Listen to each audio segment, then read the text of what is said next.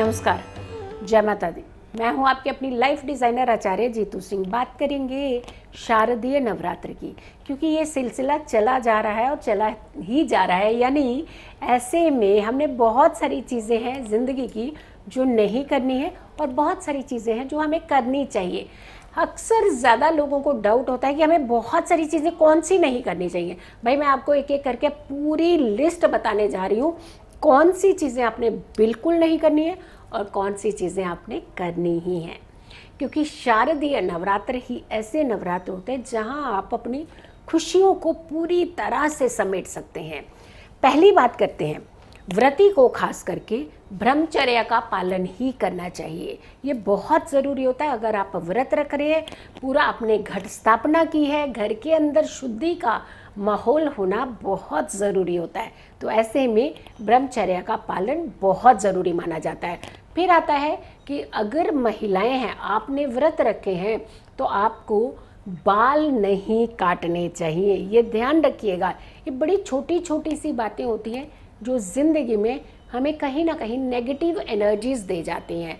पुरुष हैं तो पुरुषों को खास करके दाढ़ी नहीं बनानी चाहिए इस दौरान।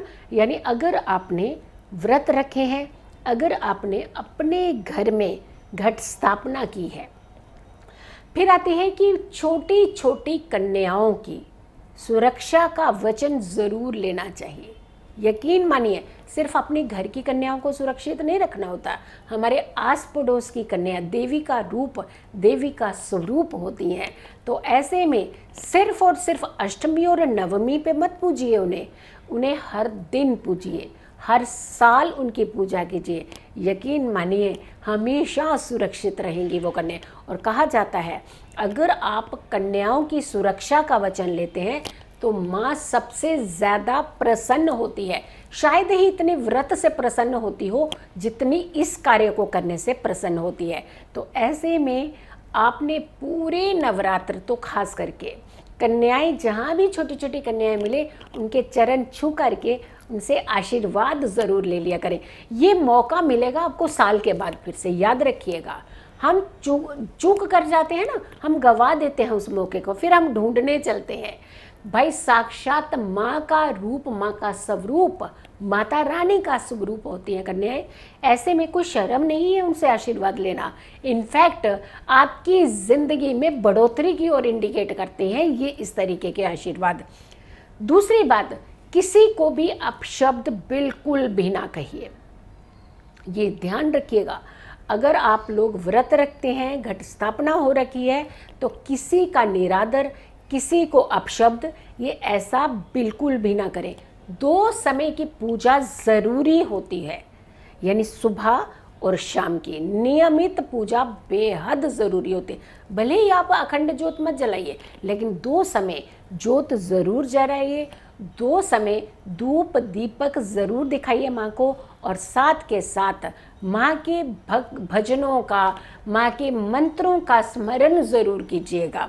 और ख़ास करके कहा जाता है कि नवरात्र के दौरान सुबह और शाम अगर माँ के 108 नामों का आप जाप करते हैं तो ज़िंदगी के सारे कष्ट आपके दूर हो जाते हैं। फिर आती है बात कि झूठ नहीं बोलना चाहिए। अगर आप व्रती हैं तो झूठ बिल्कुल भी ना बोलें, किसी को ना सताएं। जैसे होता है ना कि हम लोग कई बार कहते हैं कि ऊपर से नहीं, बट ऐसी कई बार हरकत कर जाते हैं जिससे सामने वाले को हम बहुत बड़ी तकलीफ दे जाते हैं। यकीन मानिए, वो अंदर की ही बददुआ लेते हैं आप। तो ऐसे में कोई भी ऐसी चीज़ें, कोई भी ऐसी हरकत ही मत कीजिए जिससे सामने वाले की अंतरात्मा जलने लगे। तो ऐसे में ये ध्यान रखने की ज़रूरत है, दूसरों को सताना नहीं है। घर की बड़ी महिलाओं का आदर ज़रूर कीजिए। ऐसा नहीं है कि पुरुषों का आदर ना करें आप। तो ये तो नहीं बात हुई कि सिर्फ माता रानी आई हैं तो आप घर के पुरुषों को कुछ समझे ही ना, उन्हें टाइम पे खाना भी ना दें, टाइम पे भोजन ही ना, बस भक्ति में ही रम जाए। माता रानी ऐसा बिल्कुल नहीं करती है। वो हमेशा चाहती है कि आप श्रद्धा से उन्हें मनाएं, श्रद्धा से उनका मनन करें।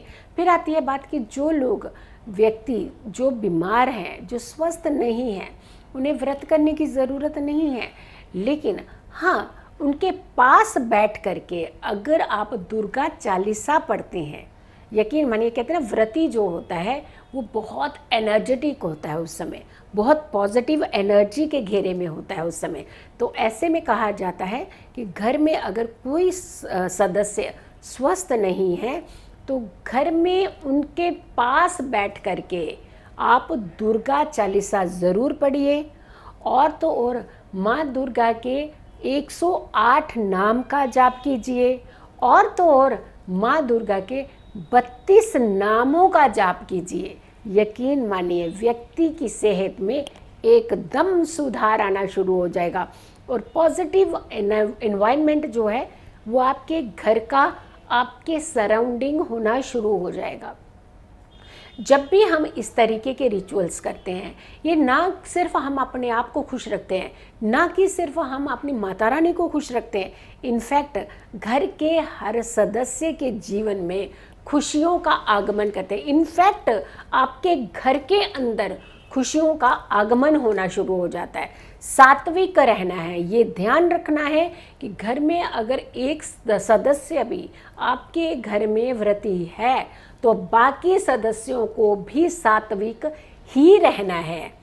फिर आती है बात की एक आखिरी पड़ाव होते हैं जब कन्या पूजन की तरफ हम चढ़ने लगते हैं। अष्टमी और नवमी वो बहुत इम्पॉर्टेंट होता है, यानी कन्या पूजन ये वो पड़ाव होता है, ये उस पूजा का अंतिम पड़ाव होता है। कहा जाता है अगर अंतिम पड़ाव सबसे ज़्यादा खूबसूरत हो तो जिंदगी में आने वाला पूरा साल आपका खुशनुमा होता है। यानी जब माता आपके घर से जाती हैं तो वो ये कामना करके जाती हैं कि मैं अगले साल भी यहीं आऊँगी। तो अगले साल आए, वो आपके घर पर आए, आपके घर पर ये सौभाग्य मिले विराजित तो होने का। इसके लिए ये पूरे एनवायरनमेंट के अंदर ही सात्विकता बना करके रखें। अपने शारदीय नवरात्रों को आप बहुत ही खुशनुमा मनाएं, अपने जीवन को बहुत ही सुखमय बनाएं। इसके लिए छोटी छोटी बातें कौन सी करनी चाहिए, कौन सी नहीं करनी चाहिए, ये पूरी वीडियो उसी पर आधारित थी। तो चलिए फिर हाजिर होंगे एक अच्छी वीडियो के साथ। तब तक के लिए नमस्कार।